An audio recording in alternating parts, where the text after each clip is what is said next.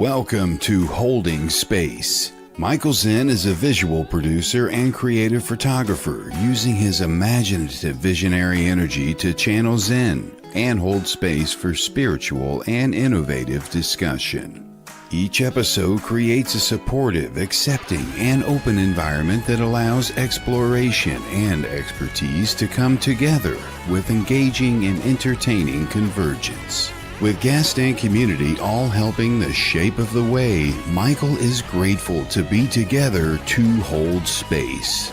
Now here is your host of Holding Space, Michael Zinn. Yes, here I am. I am back holding space again this week. It is a Tuesday. It is time for me to hold space with you, for you, as you. All of those great things. I am back because last week I was actually sick. It was the first time in a long time that I've missed. I think it was actually the first time I probably missed holding space. I've been doing this one about a year, and I'm usually here, religiously, so to speak. I missed last week. I missed the live stream of consciousness as well. I just was not feeling good. I just ran myself down. Working so hard, but I am back. I'm excited to be back. I'm excited to hold space. I'm excited for this amazing community of people here on the Sacred Spiral Network. I just want to say hello to the Sacred Spiralers out there and give a shout out to Kelly Brickle and Jennifer Rose and the people at the Sacred Spiral Network who make it what it is. It's such an amazing place, and people like you, Evelyn, who's out there, people like Brendan. My banner is up top and my picture is tiny. I'm going to go out and sign again. Yeah, they've done this odd thing with StreamYard where they changed it to like a portrait preview of the portrait. Oh yeah, so that's on. If you're watching on the phone, it's probably odd. Yeah, I'm looking at it right now. It's just like my head really big in the center there. Oh no, this is weird. My picture's time. I don't know what's going on. But anyway, if you're experiencing a weird visual, it's because StreamYard has introduced this new vertical and horizontal format. It's supposed to automatically switch to whatever platform you're on. But I don't think they've kind of figured it out yet. So I apologize if you're not seeing the whole picture. If you are, welcome. If you know the routine, if you've been playing along, hashtag live just in the comments would help tickle the algorithm, tell the algorithm, the ether that something's there that should be noted, and it helps. So if you could do that, that would be great. And if not, that would be great too. I'm just glad that you're here. But anyway, let's just clear the space a little bit. Let's get on the same page, so to speak. What's up, Charlene? Good to see you. And use the sage, my sage, not the type that you burn, but sage, my bowl, to take a couple of deep breaths in and out together. Again, if you haven't done this before, I'm sure you have. Breathing is fundamental. You do it in through your nose. This is the way I like to do it. Just for like 3 seconds, and you hold it a little bit at the top, and then you intentionally push out the air and all of the stuff that you don't need. Anything that happened before this moment today that didn't feel right, that irked you a little bit, get rid of it. You don't need it. So let's do that together, and then we can hold some sacred space together. Here we go. Breathing in, holding it, and then breathing it out. Breathe it in, number 2. Hold it. Release it and feel it when you release it. You can feel the wind coming out. One more time, feel it coming in through your nose. It's cool. You can feel it coming into your lungs.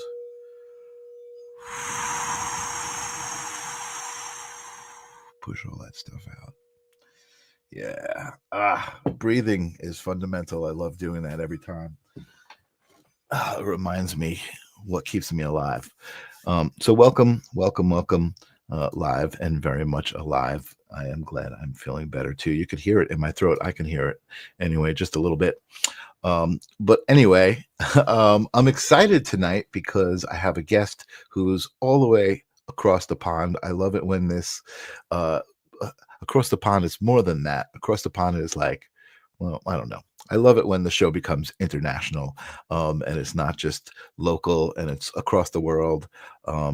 And my guest is across the world, and also an amazing spiritualist medium. Spiritualism is something that I've recently kind of discovered. I never really even knew. I knew I wasn't into kind of the traditional organized religions, but spiritualism is kind of a combination of the things that I believe. So I really relate to the people who kind of live that spiritualist lifetime. And it is actually considered a religion, which I didn't even know. But it's very cool because mediumship and the metaphysical kind of gifts and things that you see are very widely accepted in spiritualism. So welcome to Holding Space, Veronica Jenkins. Nice to have you here. Hiya. Thank you so much for inviting me. Well, this is a place for me to hold space for people to meet and have some amazing conversations about all of this stuff. And you are somebody who Kelly introduced me to, and I don't really know much about you, so I'm excited to talk to you and learn all about who you are. Ninja Kitty says, "Welcome, Veronica." Hi, Yeah. Ninja.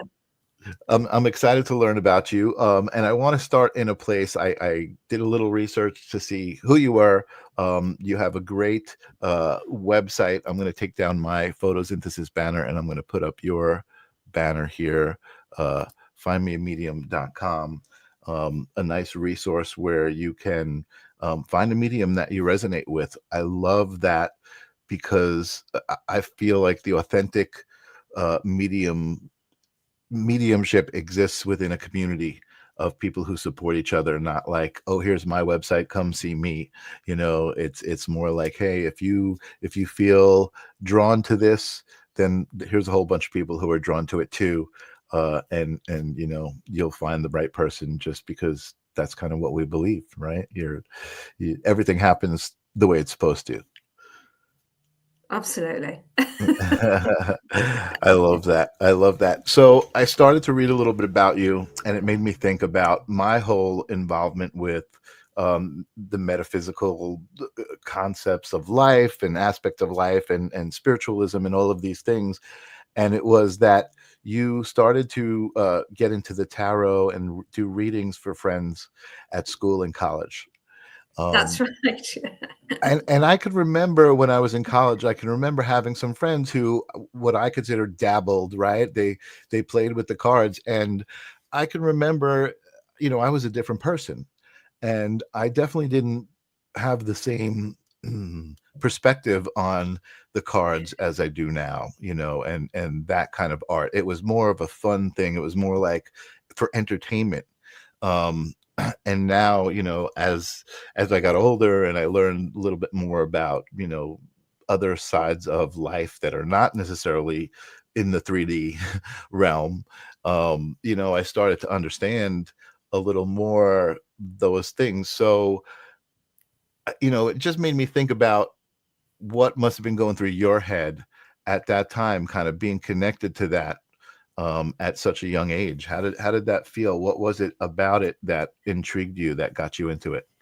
It was a natural progression for me because I've been interested in other things, as such, however you want to phrase it, ever since I was little.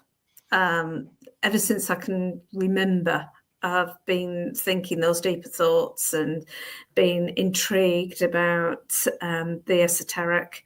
As a young teenager, I had loads of books on the esoteric and all the magazines that were coming out at the time and things like that in the 70s.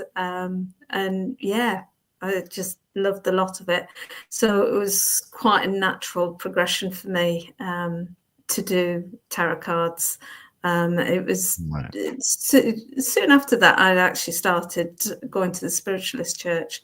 I'd actually been asking my mum since I was about 15, 16, whether she'd take me to a spiritualist church. She always said she would, never did.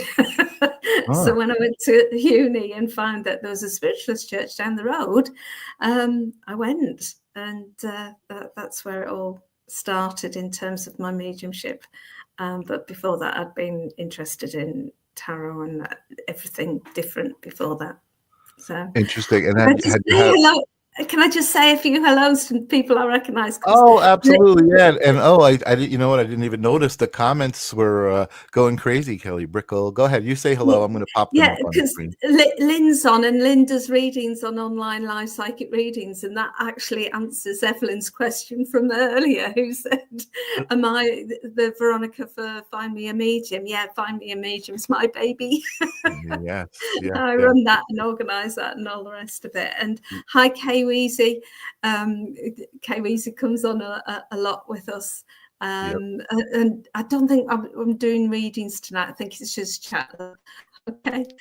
Maybe if we might get to it. You know, I that was something I forgot to ask you before when we were in the green room. I forgot to ask you if you were feeling how you were feeling, because I know, you know, energy work is very, very specific, you know, and I have a deep respect for people who do it. You can't just do it on demand, right? Like, hey, give me some readings. Yeah, you know? Yeah. Yeah, I do mediumship on demand, so that's fine. Yeah. Awesome. So again, what kind of intrigued me about the whole idea was really kind of, I guess, my relationship with the ideas of what metaphysical gifts are and what the other side is, and what energy work is, compared to when I was in college and how I looked at it. So did you have any experiences when you were younger that were kind of the energetic nature? Yeah, I can always remember having sensations of something behind me but not understanding, and that is quite a normal thing for people who are developing their mediumship and awakening to spirit, that you get the sensation that somebody's behind you, and because you're not recognizing it, actually it's interesting because it actually triggers the fight or flight reflex. Now, I didn't know that at that time, and therefore I was quite frightened because it's an energy that my body didn't recognize. So straight away, all the fight flight reflex of fear comes in, and it then made me feel, well, I'm only going to do mediumship in a church environment where I know it's safe. And obviously now when I realise, well, actually there's no such thing as evil spirits, I've got no truck with that at all. All it is spirits that your body isn't recognising, an energy that you're not recognising, and therefore your body's triggered into the fear response. That it doesn't, I'm open to spirit wherever now. But for a long time, I would only work in school, in churches. Okay, so did I hear you right? You said you don't believe that there are evil spirits. Absolutely don't believe them. When you're in spirit, you are light, you're pure spirit. How can that be evil? In the 30 plus years of working with spirit, I have never ever met anything evil in spirit. I've met some pretty awful people. Really dreadful people that do awful things. It's interesting that you say that, and let me ask you a question. This is great. I love this conversation. Would you say that because this is my definition, and I guess I'm asking you if you agree, that outside of the 3D physical realm, right? We're talking about a non-physical realm. Absolutely. Good and evil don't exist. Absolutely. Okay, so good and evil is a human judgment, a human created thing, and because humans actually have an enormous amount of psychic energy, they can project negative energies, they can project energies that move things. So when you've got poltergeist, that kind of thing in movement happening in a home, it's invariably a teenager in that home with just so much angst and psychic energy that it's actually bouncing off the walls and making things move. But it's not an evil spirit at all. You know, Granny might be there. The spirit of Granny might be there trying to calm everything down. Right. But, No, yeah. I love that idea, and that's why I was asking that question, because I feel like that's not really, you know, there's a lot of ideas and perspectives about what it is, what is everything, right? You know, everybody's got all these perspectives, and I think it's interesting to me, because I believe what we just said, that in the non-physical realm there is no good and evil, it's all one thing. But as you get into the physical realm, now you have this contrast, you have this spectrum that you need to kind of compare things and kind of pick where they exist on that frequency, right, to kind of identify them. So good and evil, like you said, are human concepts, and I just Absolutely. don't think we talk about that enough, because Well, you think about it, there's some people that have an action, and some people will see that action as good, other people will see that action as evil, depending upon their standpoint and right, their belief system, etc., etc. right. And at the minute it is not fixed, it's dependent upon the viewpoint of the observer, then it is subjective. It's not real as such.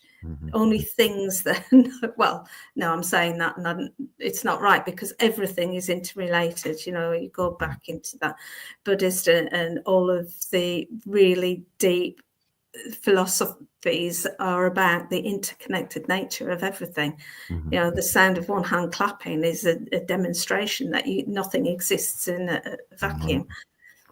Interesting that you put it that way too, that you kind of need the observer to even make that kind of a judgment, because without the observer there is no judgment, right? Absolutely. Without the observer, unconditional love is everything. I guess Yeah. that's kind of that concept. Very, very interesting. Wow, you're making me think. We haven't even started talking, and you're making me think about everything and Yeah. how it exists and the nature of it all. That's great. I love that. Yeah. Well, this is what I was doing as a youngster, you see. So I've had Yeah. 50, So you've 50 been doing it. You've been doing 55 this years for. of thinking. How did that affect your life? You were doing this younger, as a teenager. You've been doing this your whole life now, and has Yeah. it always been your profession, or did it take a while No, no, I was a head teacher for 20 years. Everybody just thought I was weird and still do. But hey, I love being weird. Well, I don't think you're weird. Not on the Sacred Spiral Network. You're not weird. Oh, And no, then I own it. Don't worry. well, see, here's the really cool thing, right? Excuse me, that I've been really prophesizing. I don't know what the right word is. I've been living it. I've been feeling it. I've been trying to explain to people that you really do create your own reality, right? Like, you certainly Absolutely. have to exist under circumstances of the collective and the 3D, but within that 3D, you create your own reality. And you have, with findamedium.com, you've created your own community that you exist in, that you're not weird. You can own it. You could completely own it. You can actually be a leader of it, which is great. And that's what you've become. You've created your own thing. So tell us, what gave you the idea for findamedium.com? How long has it been around? Tell us a little bit about what it is. Where it actually started was well prior to lockdown, about 9 years ago, 10 years ago. And I was compiling I'd had some issues at work, so I'd got some time that I needed. I hate just sitting doing nothing. And I'd spent years sort of on Facebook building up links with people and all the rest of it. And as part of that, I'd realised there wasn't really a directory of spiritualist venues. You know, the SNU had a list of SNU churches, But actually, as a medium going out to the different churches, there's a lot more than just the SNU ones. So I'd started pulling all of that together, and I needed a name for it. So at the time, it was always find me a plumber or find me a something. So I thought, well, I'll just call it Find Me a Medium. You know, it does what it says on the tin kind of thing.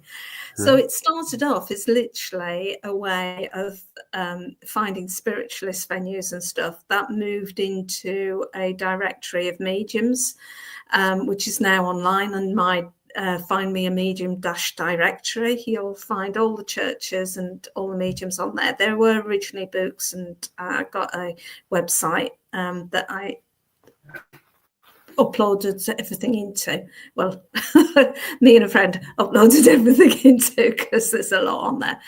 A vast resource. So that's where that started. But then lockdown happened, and realised that people would need churches, would need the solace of going through a pandemic, of being able to access mediums and organisations that could help. And I'd start, because I've got all these links, I'd start seeing the odd church pop up saying, we're going to have a Zoom, whatever Zoom was. How did we live without Zoom? Right. And realised very early doors that nobody was pulling all of that information together.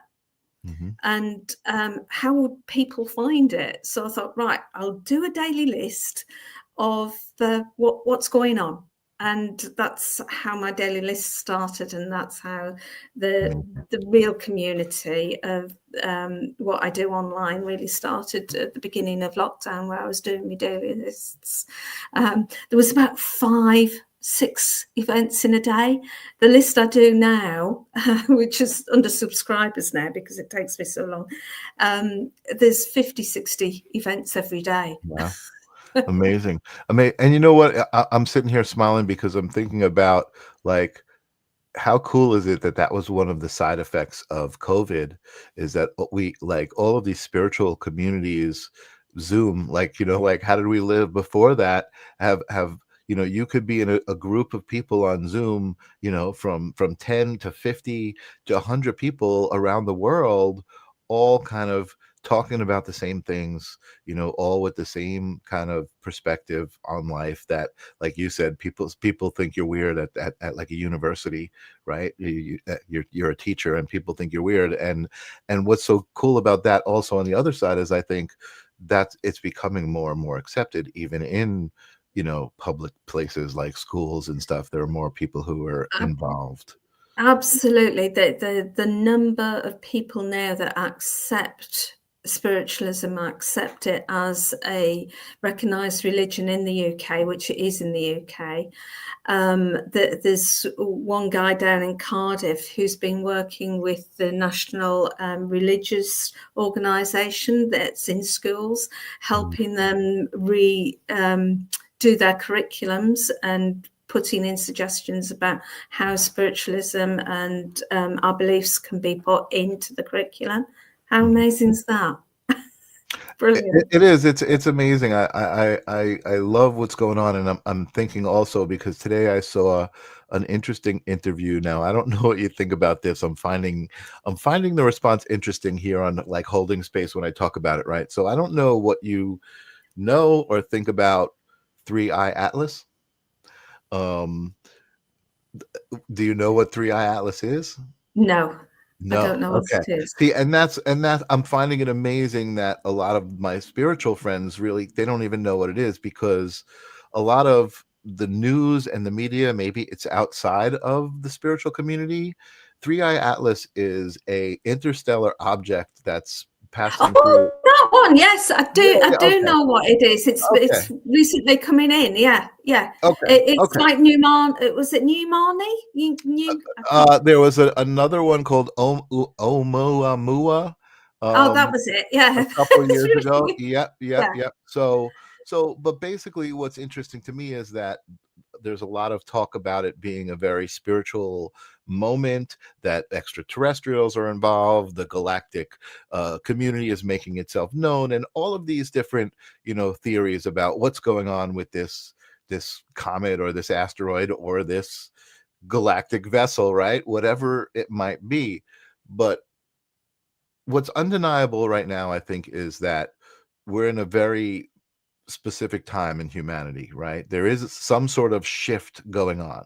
Yeah. And the way that I heard it presented was that it's a moment that we are given a choice. We're going to have to choose to subscribe to the fear or subscribe to the love, right? And I think that that's a really good way to put it, right? Like, again, like you could tell me all of these different theories and I'll listen, but I think that it boils down to that. And I think that's why you and me are here right now having this conversation, I think, because we've made our choice and we just want to kind of illuminate that choice to a lot of the people who might be drawn towards the fear, right? Because it's so prominent outside of the sacred spiral. Well, my question about interstellar aliens and that kind of thing is the technology we've got on Earth in the science we've got at this current time, which obviously would be way behind any alien coming in. We can still communicate with Voyager 1 and 2 that are on the edge of the hero sphere or whatever they call it, right on the edge. We can communicate with that. And so if that was an alien vessel, why isn't it already communicating with us?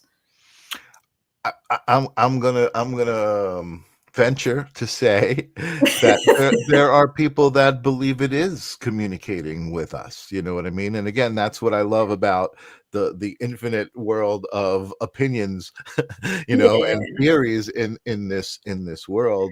I haven't seen any hard evidence of that. The evidence I haven't really even decided to delve that deep into it and be like, oh, I really need to know the answer, because I feel like, we said it earlier, everything happens the way it's supposed to. So if this is the moment that the Galactic Council reveals itself, awesome. I'm here and I'm glad that I'm here for it. You know what I mean? It's like, Jules is out there, by the way. I want to just say Jules, science nerd. So in 2017 was Oumuamua. In 2019 there was this 2I, right? So the I means interstellar, the number is the object, right? So 1I was the first interstellar object that we detected. Right, okay. 2I was Borisov and 3I was Atlas. But again, I think these are just kind of little pieces of evidence that there's more to it, right? It doesn't matter if it's an alien or not, it's just more. More than we know. It's more than we know. So sorry, my dog's just woken up. Oh, sorry, I didn't mean and to it wake might up. be that I have to just let him do a call of nature. Okay, that's fine. If you need to get otherwise up, he'll bark and wake neighbours up. Yeah, if you need to let him get up and let him out, that's all good. Yeah, I'll take myself off screen and I'll be 2 minutes. No worries. This is great. I'm loving this conversation. I don't know what you guys think. And as you could see, I hear a lot of different stuff. I just believe that this is a moment. This is a moment that we get to choose what we believe, what we want to be accountable for, what we want to see, as reality. We create our own reality. I believe that as well. And it's just by how we do what we do and the choices that we make every day and how we treat each other. I think that's it. That's all we have control over. It's the essence of everything. And I think, for me, it's allowed me to just feel better about who I am. It's allowed me to make a lot more authentic connections with people about, life and what I believe. There's I don't subscribe to these divisive conversations about the left and the right as far as what's going on in United States politics, even the world. I think these things are horrible. certainly, war is a horrible thing. But I believe that it's not going to affect me. I make sure it doesn't affect me and how I exist, right? I'm not going to walk around angry that there's war. I'm not going to walk around afraid that there's war. I'm going to walk around feeling like we're all in this together. I'm on a planet with a lot of other human beings and as many people that I can see and love and support.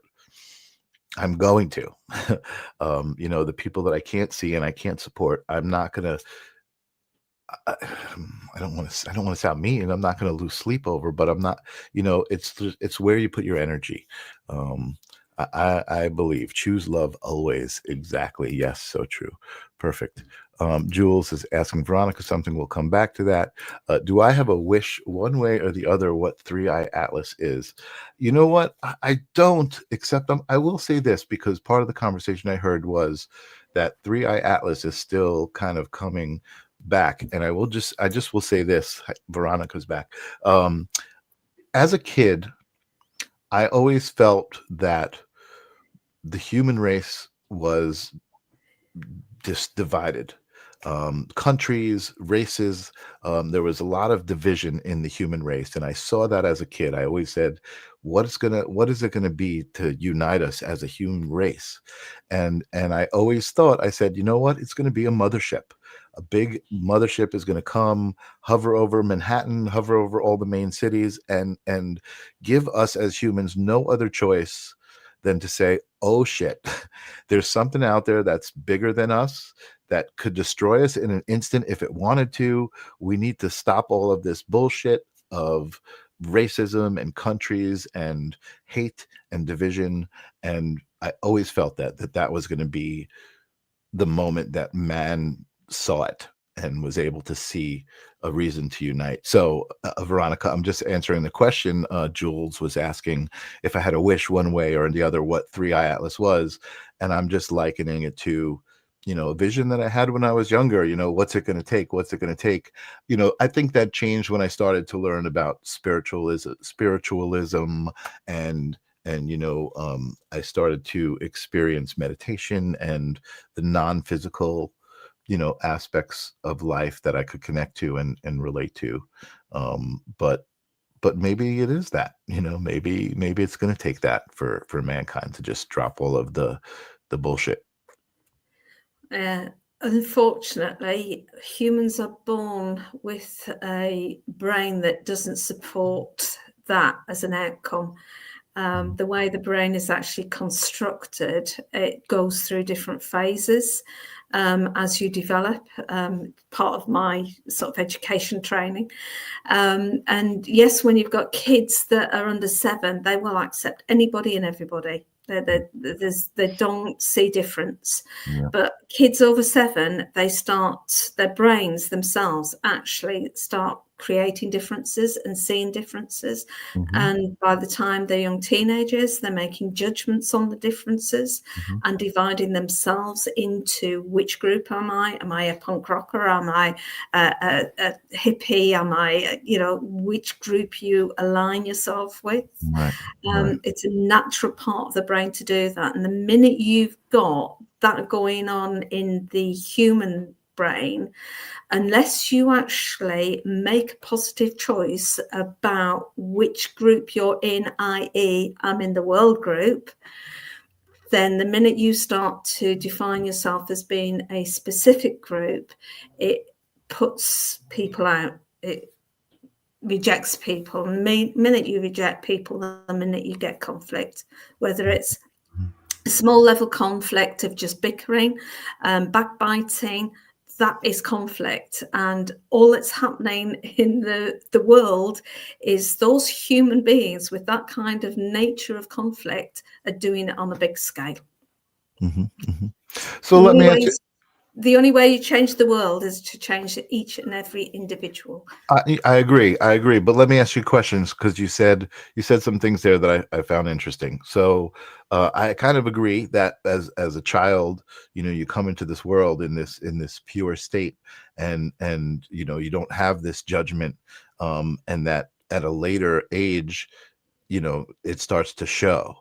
But you said it's a natural thing in the human brain. Do you think that It's there's it's actually the wiring of the brain. There's this guy that wrote a book, The Grain of the Brain, and he did a lot of research over many years about looking at different cultures, and Mhm, it's across the world, mhm, from very basic cultures that don't have technology and stuff like that. mhm, That it's how the brain develops, and different cultures do manage it differently. mhm, And he found that cultures that are put in a lot of support and people at early ages have different outcomes than those that put a lot of support in at the older ages, because the brain is actually self-learning at the older ages, and it mhm. doesn't need it. The brain, it needs to self-learn. But our education system is totally around the wrong way, that you have one person like with 30, 40 little ones, and one person with 5 big ones, 6 big ones in study groups. Totally the wrong way around. Mm, mm, And so interesting. it's just the way that the brain organically is structured with that, unfortunately. Hmm. So interesting, because I feel like, and this is without subscribing to negativity, right? And some of these ideas that I see out there, I feel like there's some sort of intention, again, like I said, you're making me think, Veronica, just to you know I mean, so let me ask you, do you subscribe to the idea that everybody has these powers within them? We all have Yes, certain metaphysical gifts that we just don't yes. know about, we don't tap into. It's Okay.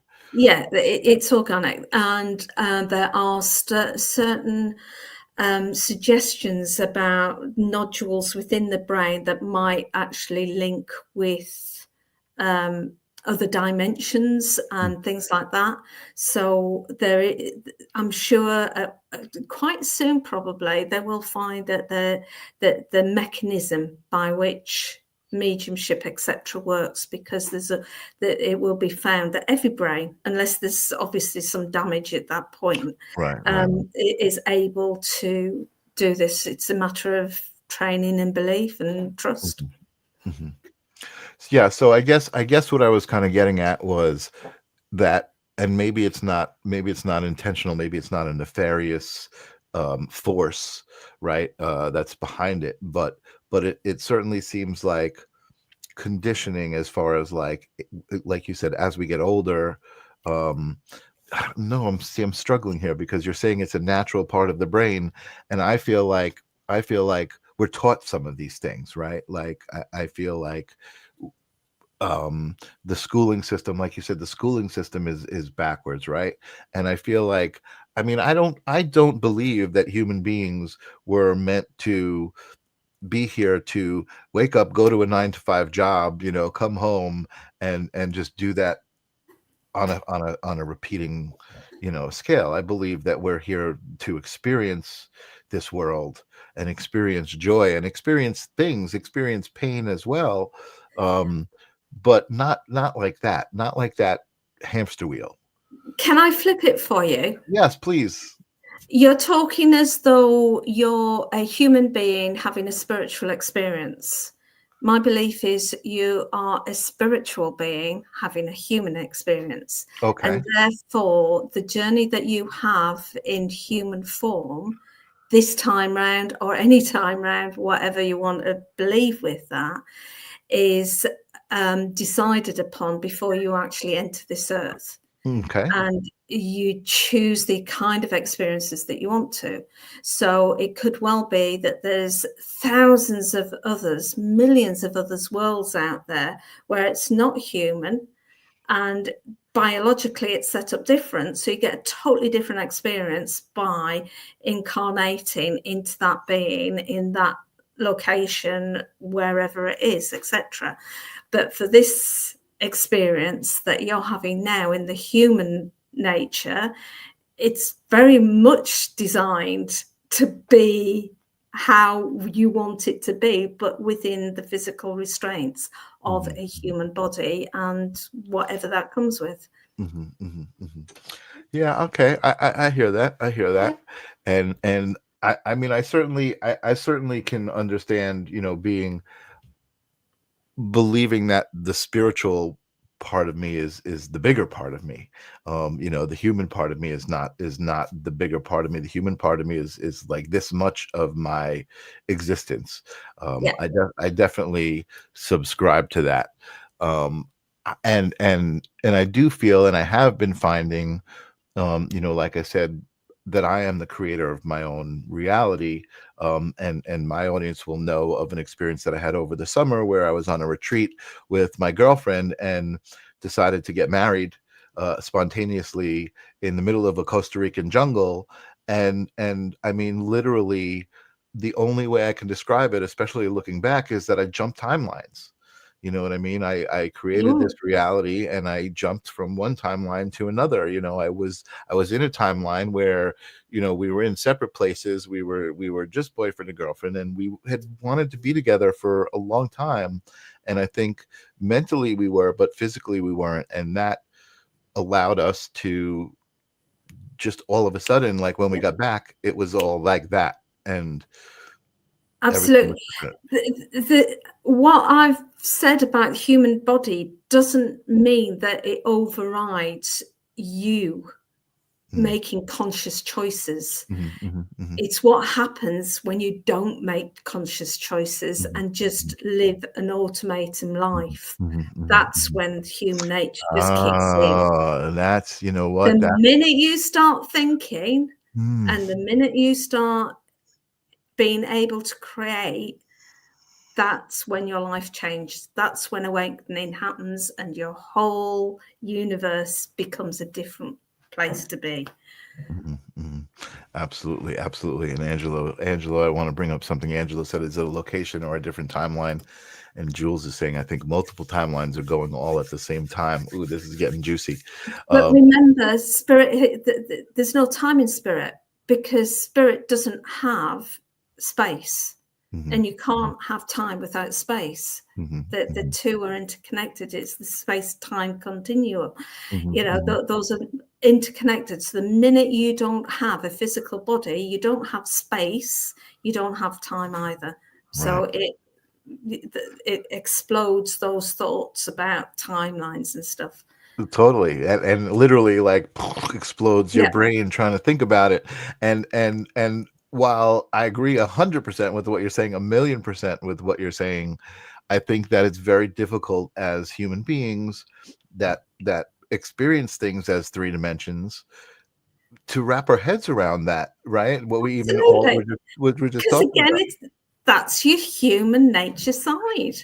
It's going to take over. It's going to say, this is my physical experience, and all I can process is my physical experience. That's right. But you can process things differently by thinking differently.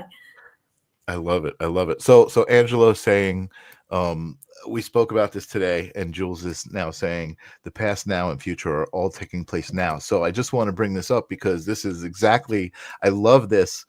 I was driving to work this morning, and Angelo texted me and he said, "Hey, you got a minute?" I said, "Call me, I'm driving." And he calls me and we started talking, and he had this epiphany about what it all means. And just really what I think he had an epiphany about was a way to describe it in terms that a human being could understand it. And what he described was, it was a jukebox.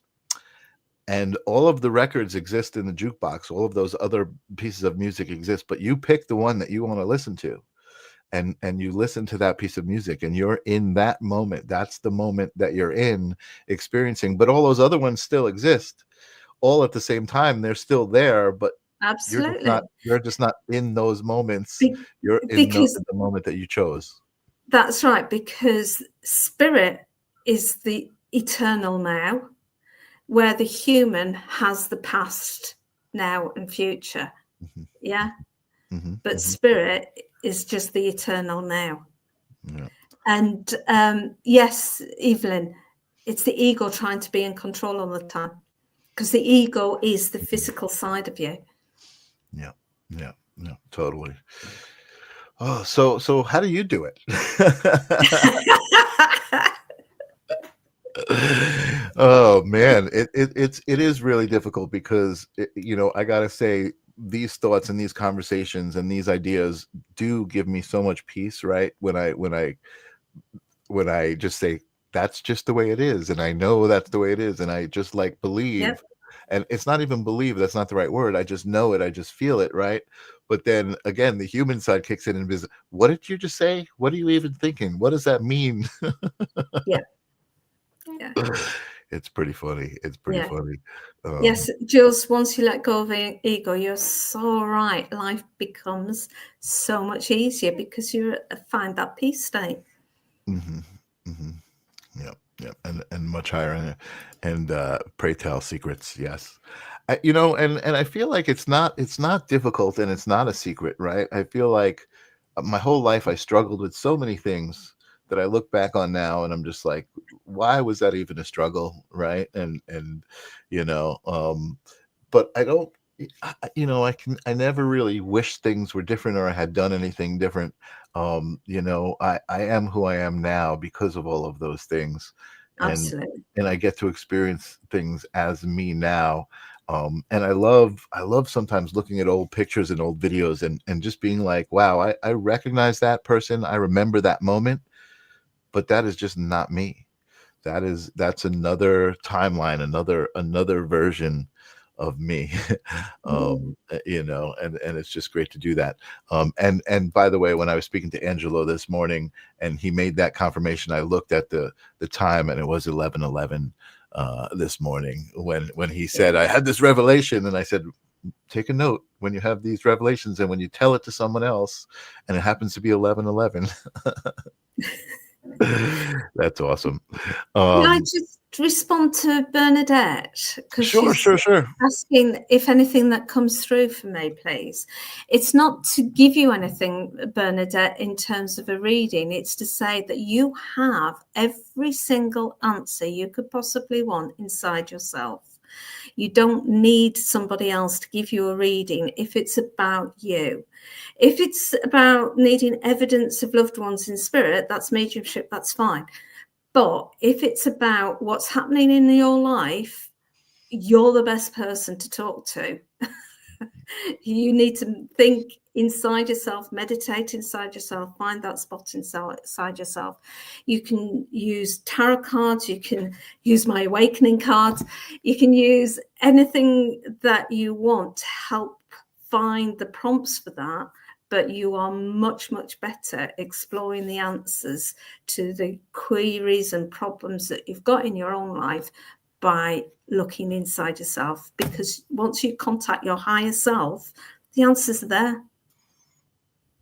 It knows what your journey's about. Your higher self helped decide what this human life was going to be for you. So the answers are all there within you. I love that. I love that. And I agree with that. I feel like I feel everything that you just said. But on the other hand, right now, there's this human side about me coming about too. But also with you, it makes me curious about you and yourself because you are a medium. You do give readings to people, right? And you're almost saying like, I give readings, but you don't need a reading. No, with mediumship, absolutely, because mediumship is people going through grief, needing Right. support and solace, that their Mhm, loved one mhm, still exists on the other side, mhm, and mhm. etc. etc. So mediumship is a sacred act for me because it's about relief to another human being that needs reassurance, that needs solace, that is going through the pain of grief. Yeah, I'll do tarot cards and stuff like that occasionally for people. But, we're in a community where people understand what's going on. So, Right. to give, I'm a natural, 20 years ahead teacher, you teach people, don't you? That's what I do. Right. You can do this yourself. You don't need somebody else to do it. Right. You're not sure how to harness your gifts and you don't get spirits. Bernadette, you just need to go get yourself a proper teacher and go into training, pay some, go on courses. Something interesting I was going to say about mediumship too, as well, because my wife is a medium, and that is that sometimes these spirits come to you with a message that needs to be given, right? It's not even like somebody necessarily is asking for a message, right? Like you're getting a message. Well, I've never allowed them to do that. Oh, okay. Okay. No, they're not interfering with my life. I'll open to them when I'm ready. Interesting. They know the rules. So there's very intentional moments. Yes, I did my training with a lady that was very strict with her mediumship, very much, grounded in the Spiritualist National Union and their way of working. So the first thing you did was learn the rules, and mediumship isn't for sort of walking down the aisle in the supermarket. It is a sacred act of communion between spirit, through spirit to spirit. Interesting, because I've been in the room with my wife where, I mean, we are having these conversations and stuff, and she'll feel a message come through, and she'll be, she's not like the Long Island medium. I don't know if you've seen the Long Island medium. Yeah. She'll walk up to people and say, "Oh, I've got a message for you," but she'll usually try to say like, "Hey, are you comfortable, with this?" And she'll receive messages in that way. And then often also she found out, or she does it also Reiki. She's a Reiki master, and that often leads to messages, just kind of getting people into that state, will lead to messages. Everybody's different. Yeah, everybody's different. For sure, everybody's different. And Jules is saying Teresa Caputo, that's the Long Island medium. And this is a good question. Evelyn says, I see so many people on your shows asking the same question, even though they've asked it before, and we do have the answers within. It's nice for every now and then for validation, I guess, to ask someone, who you feel like is connected, to say, hey, what are you getting for me? And that's why Bernadette might have said, hey, what do you get from me? But again, was so eloquently receiving your answer, which was like, you're equipped, you have it all yourself. And I feel like that was an answer. That was an energetic answer that you gave, right? You were kind of guided to tell Bernadette that. Yeah, absolutely. And the same with, with Evelyn, she says you can get the same answer. You pull a card for yourself. I'd like to see someone offer a kind of class. It's a standard thing that's taught in psychic work. I suppose it's different training, different places, but certainly with the Spiritualist National Union and most mediums in the UK that have developed through that system, that when you first develop your mediumship, they will teach you the psychic side first, and that is exactly that. You're just linking in with you. Its terminology is different between the US and the UK, because in the US you say psychic medium, don't you? Where in the UK, psychic is very much about you as a person linking to another person. Right. And the mediumship is the spiritual. Where mediumship is linking to those loved ones. So it's very different, but you would always start the teaching with the psychic, and you develop the psychic skills first, and then move through. So that's I do have to make that clarification often to people to understand what is a psychic, what is a medium, because people say psychic medium, which sometimes they come together, and there's our similarities, I guess you would say. They're both energetic, right? They're both talking and getting messages through energy. So to me, that's really what got me into this whole community, was just kind of seeing the similarity of how everything resonated to me, was the same thing, people who were channeling spirits, and people who were reading spirits, and people who were reading cards, they were just different ways of connecting with energy. Like you said, everybody's different, Interesting, the one element of energy work that is often forgotten about, but is such a key one, is healing. Because when you do healing, spiritual healing, you are working with the energies. And before I became a medium, before I trained to be a medium, it was standard practice at that time, and we are going back 40 years, to actually become a healer first. You know, that was your course. You became a healer first, because actually you learned how to link with spirit energy and the energy coming through you and out, and you learned to feel the energy. And yeah, so it's a very, forgotten about a lot these days. Yeah, and it's a very, like, I feel like you really need to understand yourself, right? And your own relationship with energy, and how you sense energy, and how you receive energy, and how you emanate energy, and what your own essence is, even, like, I mean, Absolutely. understanding that, I think, is the key to even trying to work with these things. And so let me ask you a question. How, I know you have a community of mediums, and I'm imagining that you know the mediums, right? In other words, I guess the reason I'm asking this is because mediumship has become so widely, uh what's the right word I'm looking for? It's just spread very wide, and kind of Mm. thin in some places, I guess you could say, right? There's, Mm. like, not a lot of authenticity all the time. um and I mean, how do you discern?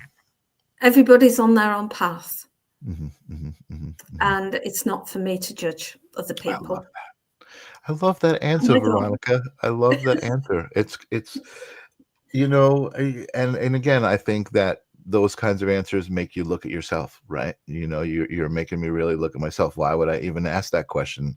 Why do I feel like there's a lot of that, charlatans or whatever out there? Like, it's really the idea of the world and the reflections and all of that stuff. It really makes you think. I really appreciate talking to you.